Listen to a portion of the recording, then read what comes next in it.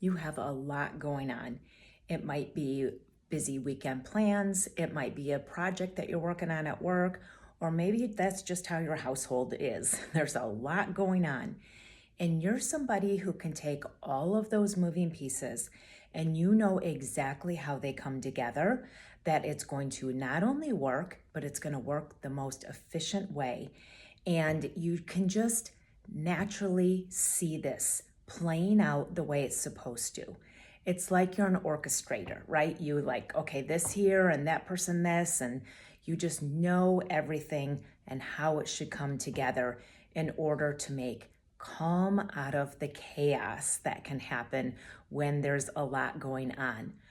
But other people get completely overwhelmed by the idea that there's a lot going on, and it can stop them in their tracks.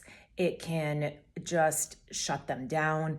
They may get super flustered by it, and you don't quite understand that because you see it so clearly. You just know how this can happen. We can pull this together, no problem. But they're not in your head. They don't see things the same way that you do. And we can get really frustrated with one another about this because what makes sense to us is so obvious, but it just doesn't to other people. And it doesn't mean that they're lacking. It doesn't mean that they're dumb and, oh my gosh, why can't you pull this together? Like it just isn't that hard. But guess what? It is for somebody whose process is different, because they're going to look at it and they're going to go about it a completely different way. And they're going to approach all the moving pieces in a way that works for them. And it might not be pulling everything together and managing it all and juggling everything at one time. They may break it down into smaller pieces. There's any number of ways that somebody else might go about when there's a lot happening at one time.